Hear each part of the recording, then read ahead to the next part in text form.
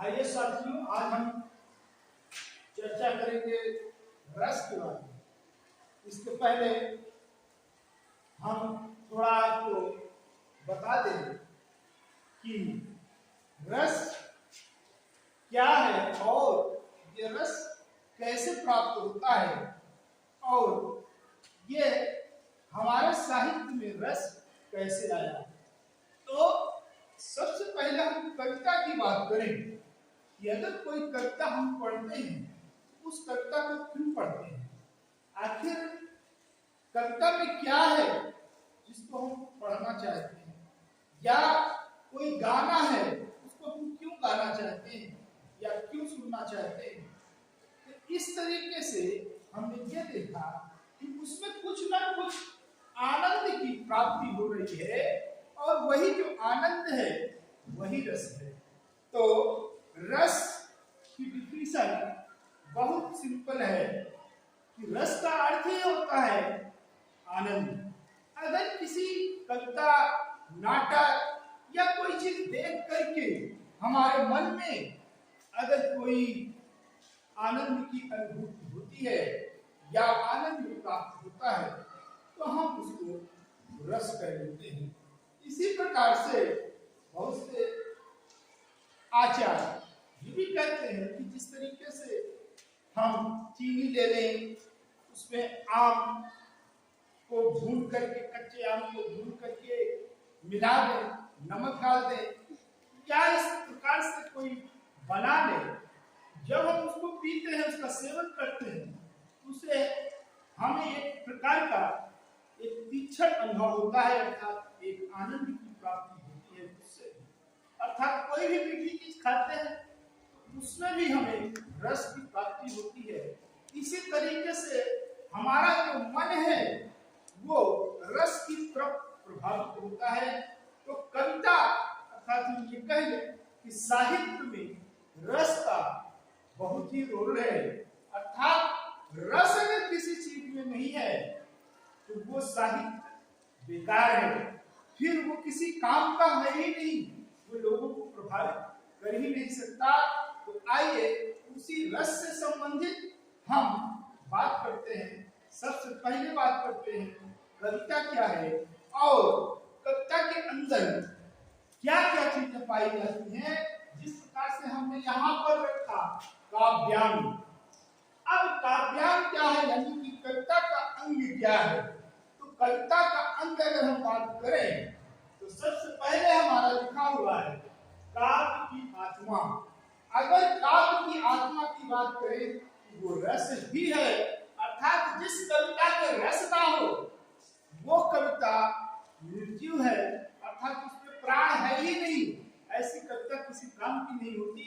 अर्थात किसी भी कविता में रस का होना जरूरी है। ये भी कह सकते हो कि कविता जो होती है वो बिना रस के नहीं होती, ये भी कह सकते हो। क्यों? क्योंकि उसमें बहुत सारे अलंकार विरोहित होते हैं, अर्थात अलंकार जुड़े होते हैं, जो शब्दों की लय होती है वो भी हमें आकर्षित करती है। इस प्रकार से कविता के अंदर क्या क्या होना चाहिए उसी को हम काव्यांग कहते हैं।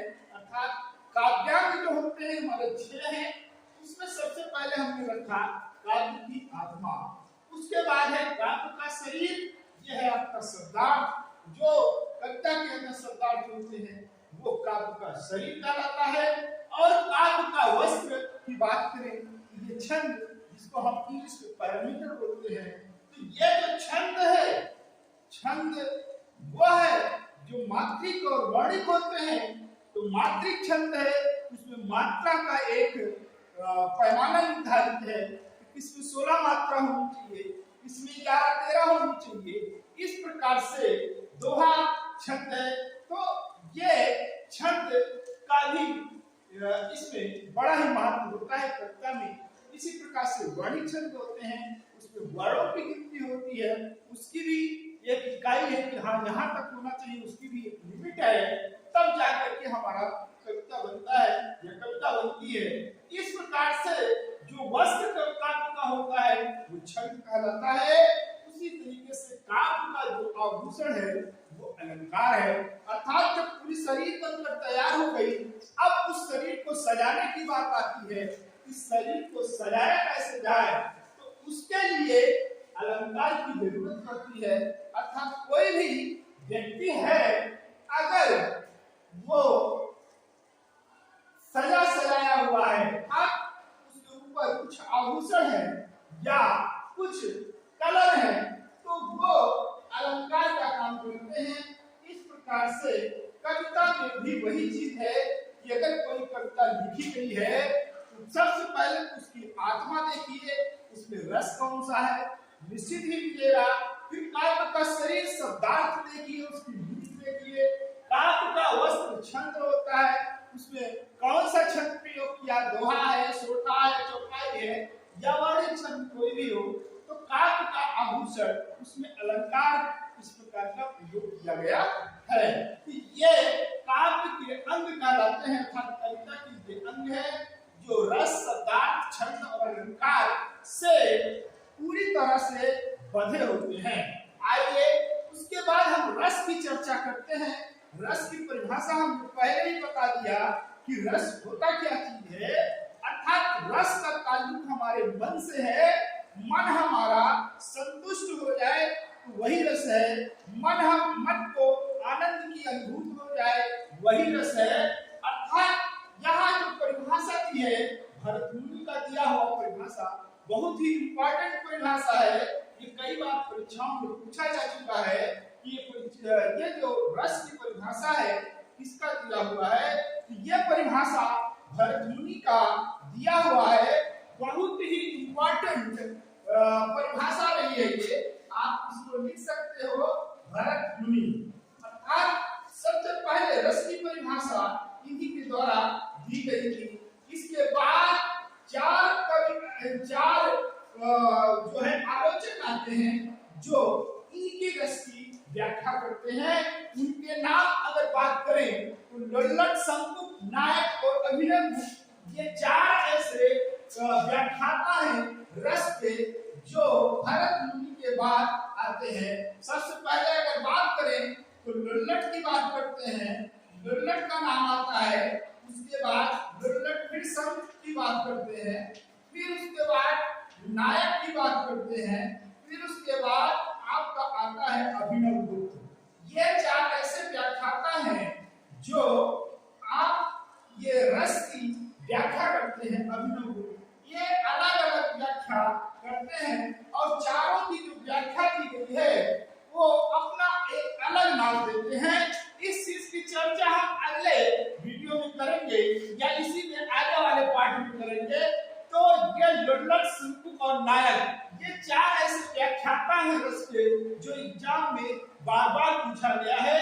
ये भी आपको ध्यान से रखने की जरूरत है कि रस की व्याख्या करने वाले कौन चारों व्याख्याता हैं। तो लल्लट, शंकुक और नायक, अभिनव, ये चार आप याद रखिए। फिर आइए हम विभाव, अनुभाव, व्यभिचारिक संयोग, निष्पत्ति, विभाव, अनुभाव और व्यभिचारिक के संयोग से रस की निष्पत्ति होती है। यही भरत मुनि कहना चाहते हैं। इसमें विभाव जुड़ा हुआ है, अनुभाव जुड़ा हुआ है, व्यभिचारिक भाव जुड़ा हुआ है और संयोग अर्थात इन चारों के संयोग से रस की निष्पत्ति होती है। तो ये भी जानिए कि विभाव क्या है, अनुभाव क्या है, व्यभिचार क्या है और संचारी भाव क्या है, अस्थाई भाव क्या है। इन सब की व्याख्या अभी हम बताएंगे। इसको भी आप अच्छे से जानिए, अच्छे से पढ़िए। तो इसमें सबसे पहले रस के अंग की बात की गई है। जिस तरीके से काव्यांग, काव्य के अंग की बात की गई थी, उसी तरीके से हम रस के अंग की बात करेंगे। तो रस में सबसे पहले हमारा आता है विभाव, उसके बाद आता है अनुभाव। अब देखिए विभाव क्या है और अनुभाव क्या है। यहाँ विभाव में आडंबर और उद्दीपन ये दो चीज दिए हुए हैं। विभाव और बी प्लस भाव से बना हुआ है। यहाँ आडंबर और उद्दीपन दिया हुआ है। आडंबर की मीनिंग सबसे पहले जाने, उद्दीपन की मीनिंग जाने, उसके बाद विभाव अपने आप समझ में आ जाएगा। कि विभाव होता क्या है। आलंबन आश्रय को बोलते हैं, अर्थात जिसके अंदर रस की उत्पत्ति हो रही है, जिसको देख करके उद्दीपन, उसके अंदर जो गुण आपको दिखाई दे रहे हैं, वो गुण देख करके जो रस की उत्पत्ति होती है, उसी को विभाव नाम दिया गया। अर्थात आलंबन और उद्दीपन विभाव के अंग कहलाए, अर्थात ये एक हिसाब से आधार है, इसी आधार पर रस टिका होता है और इस आधार को उद्दीपित करता है।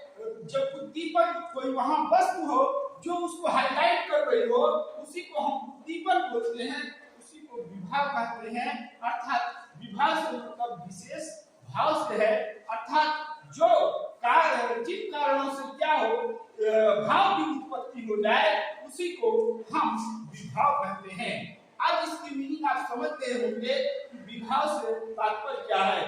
विभाव से तात्पर्य यही है कि जो हमारा आधार है, जहां पर रस की उत्पत्ति हो रही है, वहां कौन कौन सी चीजें उद्दीपित कर रही हैं, वो भी उसमें भागीदार बनती है, अर्थात उसी को हम विभाव कहते हैं। तो विभाव के अंदर आलंबन और उद्दीपन दो आते हैं और दोनों जो है रस को उद्दीपित करते हैं, अर्थात रस को प्रभावित करते हैं, रस की उत्पत्ति करते हैं। आइए देखें अनुभव क्या है। जिन कारणों से भाव की उत्पत्ति होती है, उसी को हम अनुभव कहते हैं। अब जिन कारणों से, कारण तो वाचिक, अगर कोई व्यक्ति बोल रहा है, बोलने की उसकी शैली क्या है, लहजा क्या है, उस हिसाब से भी रस की उत्पत्ति होती है। अर्थात बोलने वाला हंसी मजाक की बात कर रहा है, तो वहां हास्य रस की उत्पत्ति हो जाती है। इस प्रकार से अगर हम देखें कायिक की बात करें, तो शरीर की बनावट देखी जाती है, लंगड़ा है, बूढ़ा है, अंधा है, इस प्रकार से उसके शरीर की बनावट को देख करके अनुभव की उत्पत्ति होती है। अर्थात जो रस उत्पत्ति होता है, रस की उत्पत्ति होती है, वो कायिक शरीर को देख कर की होती है। उसके बाद हम सात्विक की बात करें, तो सात्विक का मतलब होता है बहुत सीधा साधा आदमी, अर्थात साधु प्रवृत्ति वाला, सात्विक प्रवृत्ति के व्यक्ति को देख करके हमारे मन में जो रस की अनुभूति होती है, वही अनुभव है। फिर उसके बाद आहार की बात करें, आहार का मतलब होता है ग्रहण किया हुआ, अर्थात वो गुण जो हम ग्रहण करते हो, अर्थात किसी के अंदर अच्छा गुण है या उसको हम देख करके उसके अंदर रस की अनुभूति करते हैं, वही हमारा अनुभव है। इस प्रकार से अनुभव का अर्थ यह हुआ कि जिन कारणों से भाव की उत्पत्ति होती है, उसे हम अनुभव कहते हैं, और जिन कारणों से भाव की उत्पत्ति होती है, उसे हम वाचिक, कायिक, सात्विक और आहार के नाम से जानते हैं। अर्थात अनुभव हमारे चार होते हैं। आइए देखें संचारी भाव। संचारी भाव वो होते हैं जब अगली वाली कड़ी यानी विभाव और अनुभाव के बाद वाली कड़ी उत्पन्न होती है, अर्थात किसी को देख करके हमारे अंदर क्रोध आया, क्रोध रस की उत्पत्ति हुई, लेकिन उसके बाद जो उसमें तरह तरह की हमारे अंदर तरंगें उठने लगती है, वो तरंग ही हमारे संचारी भाव होते हैं। अर्थात हमारे अंदर तरह तरह के विचार भाव तुरंत प्रकट होते हैं, वो संचारी भाव होते हैं। वो हमारे शरीर के अंदर विचरण करने लगते हैं, एक साथ कई कई संचारी भाव हमारे अंदर टकराने लगते हैं। इस तरीके से चाहे वो हास्य का प्रसंग रहा हो, चाहे क्रोध का प्रसंग हो, चाहे जिसका प्रसंग हो, वहां जब भी हमारे रस की उत्पत्ति होने लगती है, तो ये संचारी भाव उसको आकर के पुष्ट करने लगते हैं। अर्थात संचारी भाव केवल एक नहीं उत्पन्न होता, संचारी भाव कई संचारी भाव एक साथ मिलकर के उसको पुष्ट करते हैं। अर्थात इसमें गर्व है, गर्व एक अहम भाव है, ग्लानि है जिसको हम बेइज्जती महसूस करना कह लेते हैं। अर्थात हम समझते हैं कि हमारी लज्जा भाव उत्पन्न करते हैं। मति से मतलब है चालाक, बुद्धिमान, चतुर। इस प्रकार से मोह का मतलब है अंध प्रेम, अर्थात किसी से प्रेम करना, वो भी किसमें, अंधभक्ति में, उसी को मोह कहते हैं। मय से मतलब मरा हुआ, मद, मद से मतलब मदमस्त, एकदम खोया हुआ, श्रम का मतलब मेहनत। इस प्रकार से अगर हम देखें तो संचारी भावों की संख्या 33 हो जाती है, लेकिन ये हमारे रीतकालीन कवि देव है जो 34वां संचारी भाव मानते हैं। अर्थात जो 34वां संचारी भाव है वो छल के नाम से जाना जाता है। यह भी एग्जाम में कई बार पूछा जा चुका है कि 34वां संचारी संचारी भाव छल है जिसको देव ने बताया हमें। अर्थात कह सकते हैं कि मूल संचारी भाव की संख्या 33 है, लेकिन देव ने जो माना है छल नाम से, इस प्रकार जो संचारी भाव की संख्या होती है वो हमारी 34 हो जाती है। आइए हम अस्थाई भाव की बात करें, नंबर 4 पर है। तो अस्थाई भाव क्या है? अस्थाई भाव वो भाव है जो क्या करते हैं, पूरी तरह से हमारे शरीर के अंदर यानी हमारे मन के अंदर, या ये कह लीजिए कुदरत के द्वारा, प्रकृति प्राकृतिक के द्वारा दी हुई, अर्थात ईश्वर या खुदा के द्वारा दिया हुआ गुण जो होता है वो अस्थाई गुण कहलाता है। तो अस्थाई जो गुण है उसमें आपका क्रोध भी आता है, उसमें आपका हंसना भी आता है, उसमें आपका दया भी आता है, उसमें आपका करुणा आएगा, उसमें आपका दुख भी आएगा। इस प्रकार से कुछ ऐसी चीजें होती हैं जो अस्थाई होती है, जो कुदरत आपके अंदर भर दिया है। अर्थात जब बच्चा जन्म लेता है तभी उसके अंदर वो चीज डाल दिया गया है, जैसे गुस्सा करना या दया दिखाना या रोना। इस प्रकार से कुछ ऐसे गुण हैं जो ईश्वर प्रदत्त होते हैं, उसी को हम लोग अस्थाई भाव कहते हैं। अर्थात जो हमारे शरीर के अंदर विद्यमान है उसको हम अस्थाई भाव कहेंगे। अस्थाई भाव जो होते हैं वो 9 होते हैं, 9 माने गए हैं, और 9 रस भी होते हैं। अर्थात रसों की संख्या जो मानी गई है वो 9 मानी गई है, और उसी 9 रस को ही अस्थाई भाव में तब्दील किया गया है। अर्थात हर रस का एक अस्थाई भाव होता है। जैसे अगर हम श्रृंगार की बात करें तो श्रृंगार का जो अस्थाई भाव है वो रति होता है। अर्थात श्रृंगार एक प्रकार का रस है।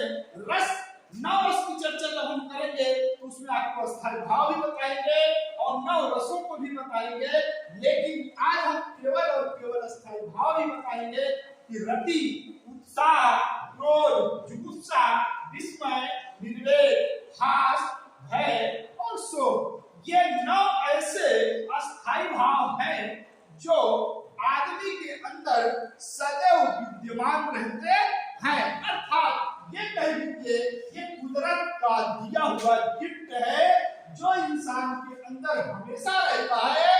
इन्हीं अस्थाई भाव को पुष्ट करने के लिए ये सारे के सारे ऊपर जो दिए गए हैं वो मिलते हैं। अर्थात ये कह लीजिए कि विभाव, अनुभाव और संचारी भाव जब ये तीनों मिलेंगे तो हमारा रस की उत्पत्ति हो जाती है। अर्थात अस्थाई भाव हमारे अंदर आ जाएगा। अस्थाई भाव ही जो है वो रस में परिणत हो जाता है। रस जो दिया गया है वो एक केवल नाम है, लेकिन जो अस्थाई भाव है वो हमारे शरीर का ये गुण है, हमारे मन का ये गुण है जो ईश्वर द्वारा दिया गया है। इस प्रकार से बच्चों अगर ये काव्यांग और रस से संबंधित या रस के अंग को आप अच्छे से समझ गए हैं तो बड़ी अच्छी बात है। और इसमें अगर ना समझ में आया हो तो हमारे वीडियो को लास्ट तक देखिए, निश्चित ही समझ में आएगा। और इस वीडियो को लास्ट तक देखने के बाद आप कमेंट जरूर कीजिए, इसको शेयर और लाइक जरूर कीजिए। धन्यवाद।